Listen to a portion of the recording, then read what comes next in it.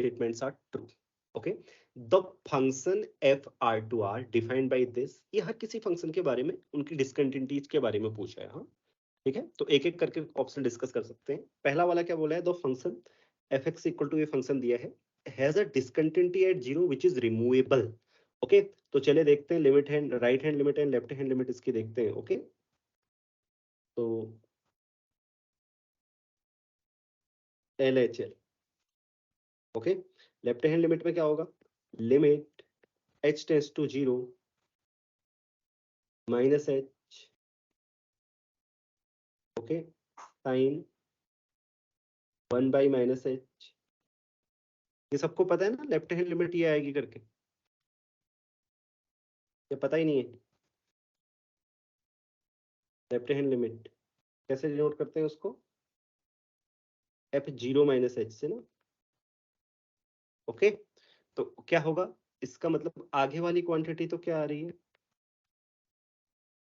Limit h tending to 0, ये क्या आएगा बोलो, इधर वाला -1। ओके, तो -1, लेकिन इधर वाला ना ये ऑसिलेट करेगा, ओवरऑल ये साइन 1 बाई h आ गया। ठीक है,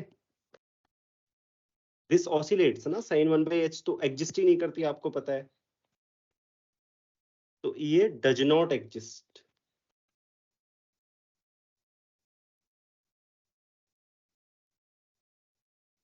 ओके,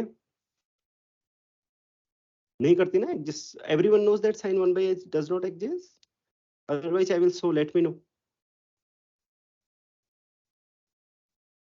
सीक्वेंशियल क्राइटेरियन से दिखा सकते हैं आप कि साइन 1 बाई h एग्जिस्ट ही नहीं करती।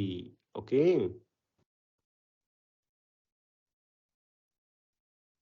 या मैं दिखा दूं, चलो इसकी राइट हैंड लिमिट आपको दिखा देते हैं पहले। ओके, RHL कितनी आ रही है, उसको आप क्या लिखते हो, f0 प्लस h लिखते हो, वो आएगा limit h tending to 0 greatest integer h 0 की ओर जा रहा है, साइन 1 बाई h, तो ये क्या आएगा, 0 इंटू सम बाउंडेड क्वांटिटी, क्योंकि sine 1 by h bounded function है ना, तो ओवरऑल 0 आएगा। ठीक है, राइट हैंड लिमिट 0 आई, लेफ्ट हैंड लिमिट एग्जिस्ट ही नहीं की, तो इसका मतलब इसके पास रिमूवेबल सिंगुलरिटी तो नहीं है, क्योंकि रिमूवेबल सिंगुलरिटी का मतलब क्या होता है कि लिमिट एग्जिस्ट कर रही है और इक्वल है, लेकिन उनकी जो वैल्यू डिफाइन की गई है फंक्शनल वैल्यू, वो अलग है लिमिट से, जो लिमिट आ रही है कॉमन लिमिट। ओके, वो होता है रिमूवेबल सिंगुलरिटी का मतलब कि सिंगुलरिटी रिमूव, सॉरी, डिसकंटिन्यूटी को आप क्या कर सकते हो, रिमूव कर सकते हो। हाँ, मैं सिंगुलरिटी बोल दिया तो, अगर सॉरी, डिसकंटिन्यूटी को आप क्या कर सकते हो, रिमूव कर सकते हो।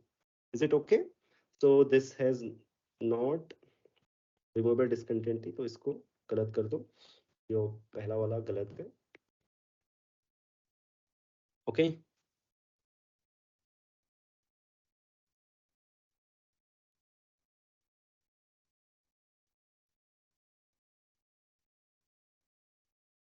इसका मतलब समझना, यहाँ पर आप बोलोगे कि ये एग्जिस्ट नहीं करती है, तो आपने इसको डिस्ट्रीब्यूट क्यों किया लिमिट को, ये मैं आपको बता दूं।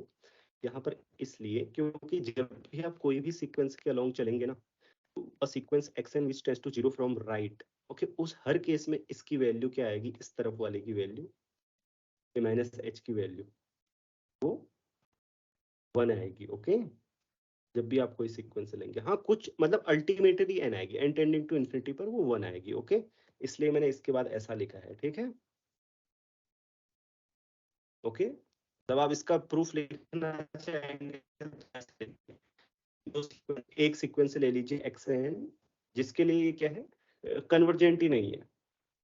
ठीक है, क्या ले सकते हो, जैसे फॉर एग्जांपल आप ये सीक्वेंस ले सकते हो 2n pi by 2, n pi by 2 ले लो, n पाई बाई 2 माइनस का, इस तरीके से। Okay,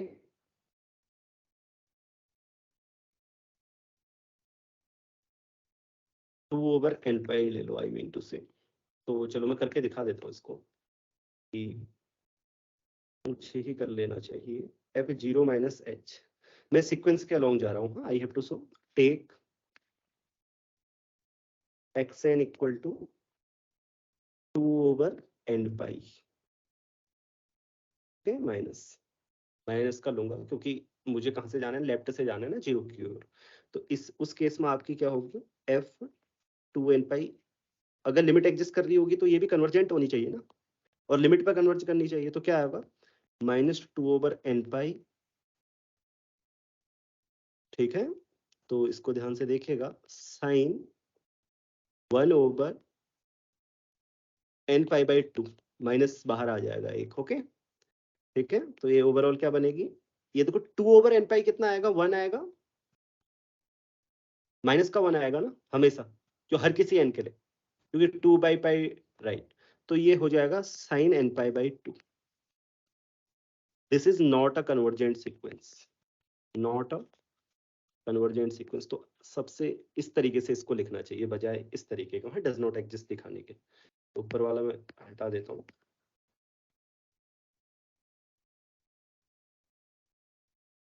does not exist, why reason है ये। ओके, ये कन्वर्जेंट नहीं है, सब लोग देख पा रहे हैं ना, अब ये भी दिखाना पड़ेगा, ये कन्वर्जेंट सीक्वेंस नहीं है। अगर लेफ्ट हैंड लिमिट एग्जिस्ट करती तो ये सीक्वेंस कन्वर्जेंट होती और उसी पर जाती जो लिमिट होती, तो कन्वर्जेंट ही नहीं। ओके, तो इसलिए लेफ्ट हैंड लिमिट क्या करती है, एग्जिस्ट ही नहीं करती है, left hand limit does not exist. अब आते हैं सेकंड वाले ऑप्शन पे। ये पहला वाला ऑप्शन था कि इस फंक्शन के बारे में पूछा है, f(x) = sin log x, x पर इसकी वो पूछी है ना हमसे। तो देखिए, has a discontinuity at 0 which is not removable. चलिए, तो अब इसमें हमें केवल कहां से चेक करना है, राइट हैंड लिमिट चेक करनी है। हाँ, इस तरफ से जाना है 0 की ओर, क्योंकि डोमेन क्या है, 0 to ∞ है। तो क्या होगा, fh 0 + h इक्वल टू क्या आएगा, देखो fh आ जाएगा लिमिट h टेंडिंग टू 0, इसको क्या लिख सकते हो आप, limit h tending to 0 sin log h। तो वही, अब जैसे ही h 0 की ओर जाएगा, log h क्या होगा, -∞। तो ये अंदर आप क्या जा रहे हो, -∞ की ओर जा रहे हो, राइट। तो इसका मतलब ये लिमिट एग्जिस्ट ही नहीं करती। समझ में आ रही है बात, एग्जिस्ट नहीं करती है। तो कैसे दिखाइएगा एग्जिस्ट नहीं करती है, कोई बताएगा। टेक, क्या लोगे, xn = कोई सीक्वेंस लो 0 की ओर जाने वाली, कहां से, इधर से, जिसके अलोंग जो fxn है वो कन्वर्जेंट ना आए। तो बताओ क्या लें, xn = 0 की ओर जाने वाली तो लो, e की पावर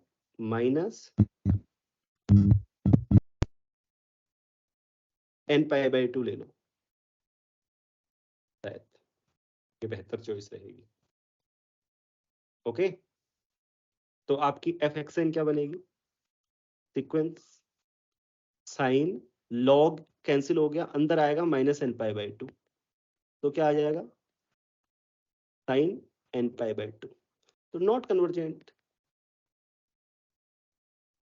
मैं डिटेल से भी फिल कर दे रहा हूं आपके लिए, ठीक है। तो ये कन्वर्जेंट ही नहीं होगी। तो इसका मतलब ये लिमिट एग्जिस्ट ही नहीं करती 0 पर। हाँ, 0 पर लिमिट एग्जिस्ट नहीं करती है तो रिमूवेबल सिंगुलरिटी तो नहीं है, इसका मतलब ये सही है। Okay, is it okay. Okay, चलिए तीसरा वाला ऑप्शन, द फंक्शन है जंप डिसकंटिन्यूटी। चलिए दोनों लिमिट्स फाइंड करते हैं। अब मैं जल्दी से करूंगा क्योंकि यहाँ तक तो आपको समझ में आ गया होगा। पहले मैं राइट हैंड लिमिट निकाल रहा हूँ। राइट हैंड लिमिट निकालने के लिए fh निकालना होगा मुझे, h tends to 0 from right होगा, हाँ इसमें ध्यान रखना। तो इस केस में क्या आएगा आपका, लिमिट h टेंडिंग टू 0, मैं लिख भी देता हूँ यहाँ पर, right hand limit of f at 0। हाँ, तो ध्यान रखना, e⁻, फंक्शन को देख लो आप सभी लोग, h+1, h 0 की ओर गया तो ये e हो गई, ठीक। एंड लेफ्ट हैंड लिमिट क्या आएगी, at 0 limit h tends to 0, h हमेशा राइट से जाएगा। हाँ, अंदर में माइनस लिख रहा हूँ इसलिए f - h, तो ये क्या होगा, limit h tending to 0 e⁻ 1/h minus आएगा यहाँ पर, और ये -h है। हाँ, नीचे, अच्छा हाँ ठीक है, ठीक। ओके, तो ओवरऑल क्या आएगा, देखो h जैसे ही 0 की ओर जाएगा ये इन्फिनिटी की ओर जाएगा, e⁻∞ 0, ठीक है। Is it? आप देखो इसका मतलब क्लियरली इसके पास जंप है ना,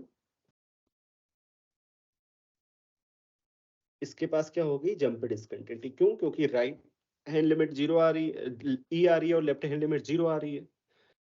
jump, it has jump discontinuity. Okay, और जंप कितने का है, ई का जंप है, ई माइनस 0। सो अब आता है चौथा वाला। चौथा वाला बहुत आसान है, अगर फंक्शन ऑफ बाउंडेड वेरिएशन पढ़ा हो तो F G, first of all, f is function of bounded variation, g is function of bounded variation, तो fg is function of bounded variation. Check your notes. Function of bounded variation on closed interval 0 1.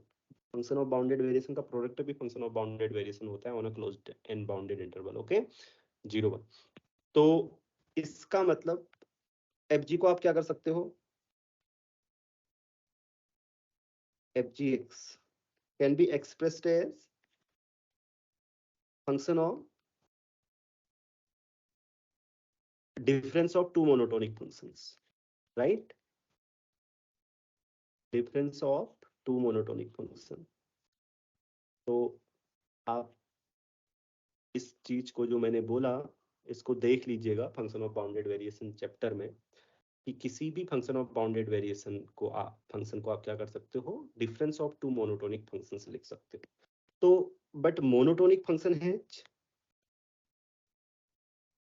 Monotonic functions है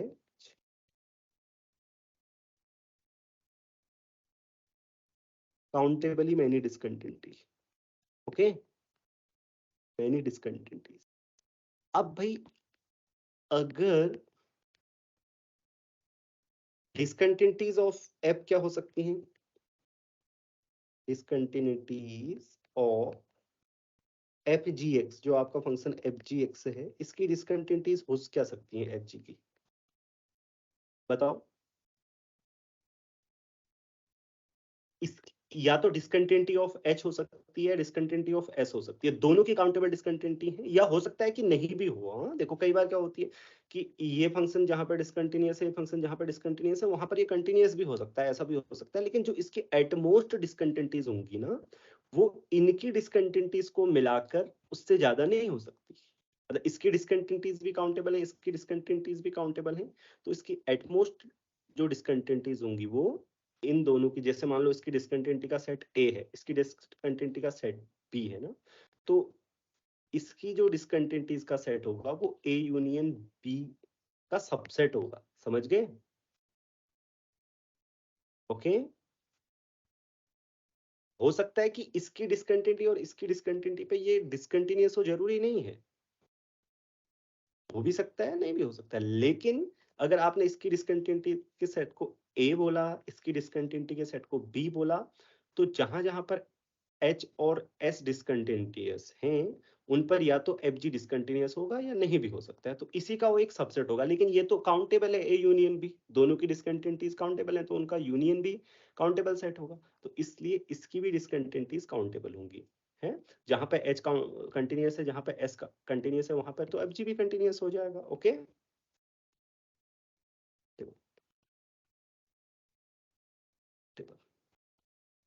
तो इसलिए आपका चौथा वाला भी सही है। तो 2 3 4 इसके सही थे। अब अगर कोई डाउट्स हो तो वो पूछ लीजिए आप लोग।